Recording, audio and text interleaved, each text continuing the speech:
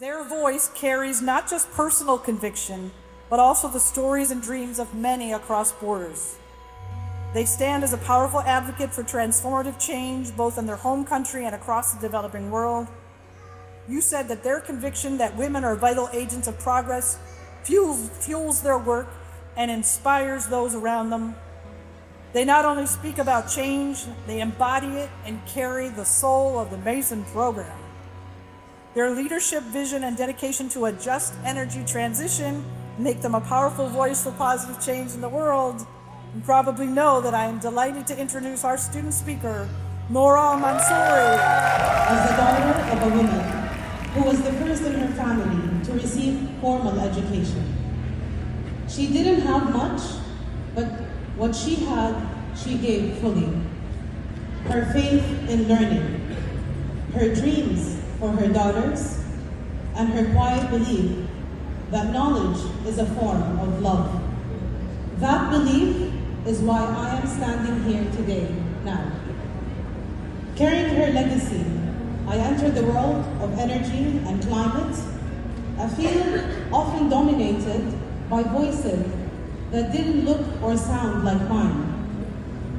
As a Saudi woman, I learned to claim space not by speaking louder, but by speaking with purpose.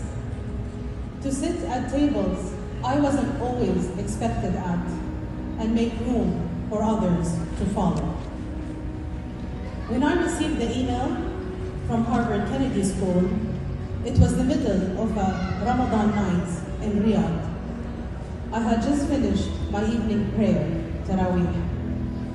Congratulations, you've been accepted to HKS and the Mason program. I sat in silence, not because I wasn't moved, but because the moment was so much bigger than me. What about my children, my husband, my work, my life? Could I truly leave everything behind to begin again? But deep within, I knew this wasn't just an opportunity. It was a call, a sacred pause, not to escape the world, but to return to it with greater clarity and deeper conviction. That's the essence of the Mason program. Our MPA class come from over 90 countries, and Mason over 45 countries. We came here not to launch our leadership, but to refine it.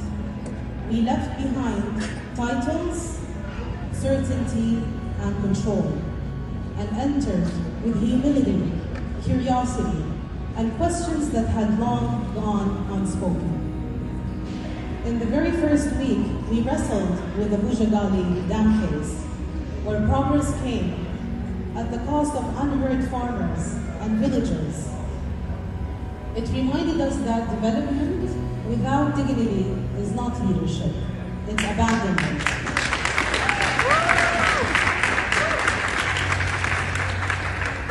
We were inspired by President Jamil Mawad, who reminded us that our feet are not as important as our steps. Because what matters isn't where we stand, but where we move forward and who we bring with us. We were deconstructed in adaptive leadership by Ronald Heifetz, challenged to confront not just what we do, but who we are. And we were reconstructed in public narrative by Marshall Gantz, called to lead not from our resumes, but from our stories. And when visas were threatened, we watched Harvard rise, not just in principle, but in protection. It stood with us, for us, and reminded us that international students aren't guests here. We are the beating heart of this place.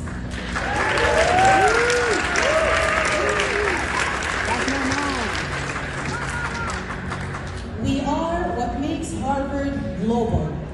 We are what makes it matter. This year was not always graceful. We faced uncertainty, loneliness, imposter syndrome.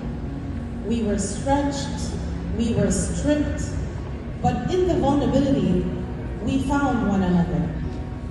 We built friendships that crossed oceans, cultures, and ideologies. We remembered who we are. We learned to ask not what more can I achieve, but what more can I give? And as we prepare to return to our countries, our causes, we do so with a deeper sense of responsibility. As the late Professor Joseph Nye taught us, soft power is not about coercion, but attraction. Not about control, but credibility. This Mason cohort, we are the living embodiment of soft power, drawn together not by dominance, but by shared purpose. So let us go forward, not as graduates with credentials, but as stewards of trust. Let us carry what we found here, a truer kind of leadership, rooted in courage, anchored in compassion, and illuminated by one another. Congratulations, class of 2025. From the depth of my heart, thank you.